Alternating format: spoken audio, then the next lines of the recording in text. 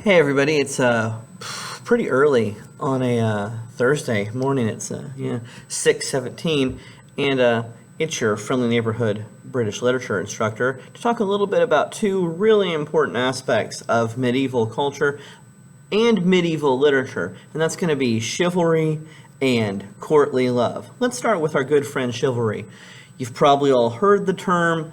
In the most basic sense, it's kind of a informal slash formal code of conduct. Now, there was never like an actual established written code of chivalry that knights in England, France, or wherever were required to follow. It was more a series of kind of local, regional conventions that knights were encouraged to uphold and kind of trained by higher-ups, lords, other nobles, kings, and such to follow for various reasons.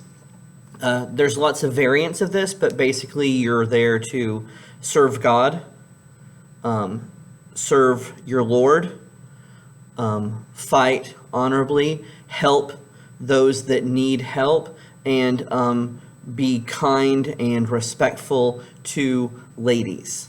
There's like I said, there's lots of variations, but those are your basic points: is being a faithful follower of the Lord, being a faithful follower of whoever your king or noble is that's kind of paying you. Fight fair and honorably with other knights. Help people that need help, and then be good, respectful, kind to women. That's basically it. Why? Out of the goodness of their hearts, because there's like some sort of beautiful moral core to medieval society? No, many historians say that's because these guys are basically tanks. These are big dudes on big horses with big weapons in armor. So they're heavily armed men in a society where not everybody is armed. And so like if they get rampagey, if they want to, they can take your village. They can take your money. They can take your wife. Because you have like a dagger or a sword. They've got a giant horse, a giant war horse. They are fully armored men trained to kill. And so these codes of chivalry were to kind of keep them under control. It's also to kind of make the fighting that they do to be controlled, limited violence. It's a violent world. They're violent men. They need to limit that violence. At one point, I believe it's in Mallory. He wrote a book called Le Morte d'Arthur. It's about King Arthur, and he said that Lancelot was the gentlest knight, and I mean super good fighter, but also only fought when it was appropriate. Also very polite. Also very respectful of ladies. And I'm using ladies here with a capital L. We're talking about upper class women, wives, sisters, daughters of nobility. Some historians argue that if you weren't a noble lady, then you didn't necessarily get the whole chivalric treatment. But you had to have that mixture of really nice courtly politeness and really fierce battle instinct. But you had to fight when it was right.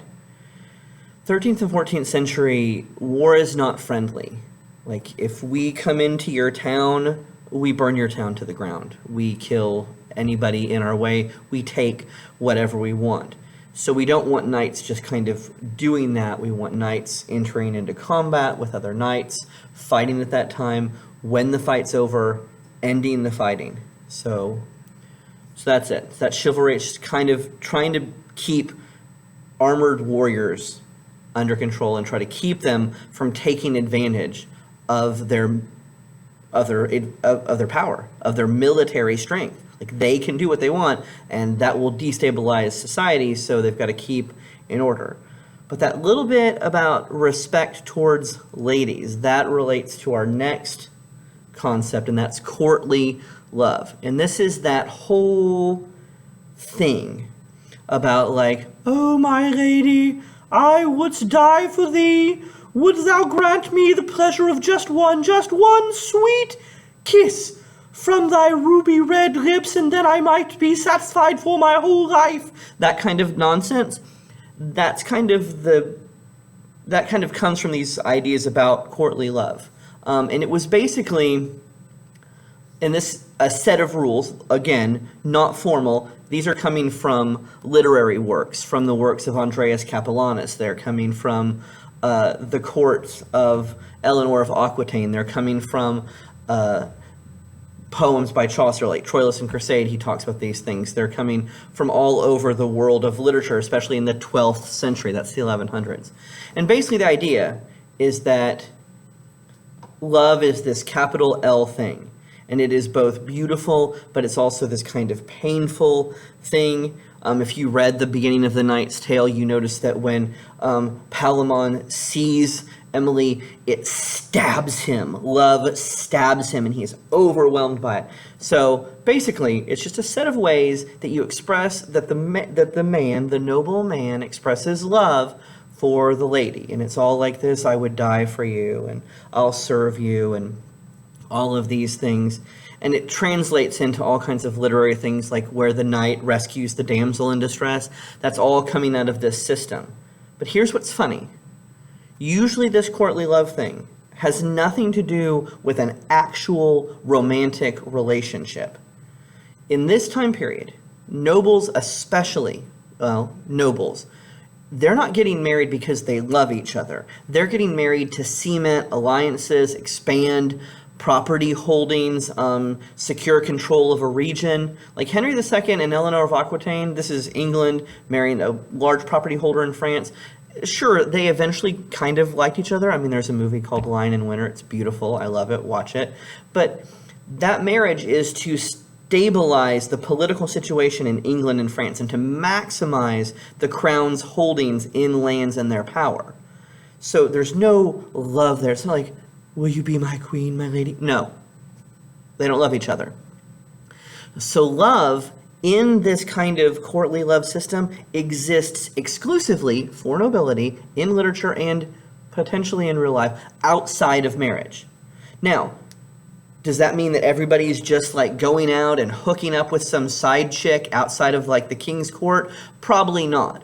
What it means is that this is a stylized, poetic, figurative, performative kind of love. Like, I love you, but we never meet. I love you, but we never kiss. I would die for you, but you've never held my hand. We're not going to be in a relationship. We're going to just play, they used to call it the game of love. Like, it's the way that I would say these sweet things, and then you would say these things back, and I'd be like, oh, my lady, what I would do for a favor, and you would give me like an embroidered handkerchief with your perfume on it. Oh, it'd be like that kind of stuff. Now, I'm sure that there were courtly love relationships that developed into actual adulterous relationships. I mean, that's the King Arthur story, right? Like, Lancelot loves Arthur's wife, Guinevere, the queen, and eventually, that's not a figurative, stylized, performative love. They're together. They're hooking up. They're in a relationship, so much so that Lancelot gets banished, and Guinevere gets sent to a nunnery in that story. So I'm sure in the real world, I'm sure it happened too. People haven't changed that much, okay?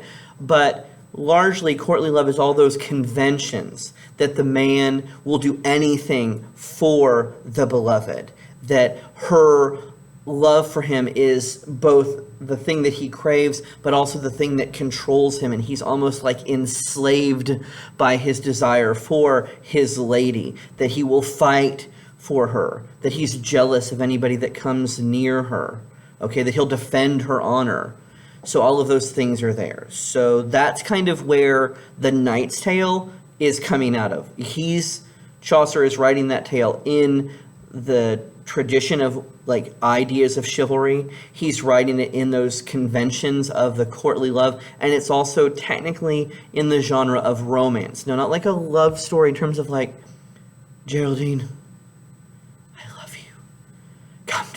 not like a romance novel romance, but like a romance where there's like knights and ladies and maybe there's magic and stuff going on like that. But that's what's going on right here. So chivalry is kind of an informal convention to keep armed soldiers under control, and courtly love is kind of a series of literary and behavioral conventions to help nobility express feelings and deal with kind of life where all marriages are arranged. So they can kind of play romance in a world where romance doesn't really exist. Okay? That's sort of what we're talking about. Anyway, it's a little early. I hope that makes sense. There is a lot more of this. What I just did in 10 minutes, I mean, we're talking books. This is, I have friends that this is what they do for a living, is they study these various things. I took a 2-semester course on chivalric love and chivalric romance. Like, it was about these stories, and I took 2 semesters about just this. So anyway, there it is. Hopefully you're having fun reading Chaucer. They just get funnier. This is not The Knight's Tale. It's not the funny one, but trust me, they get funnier.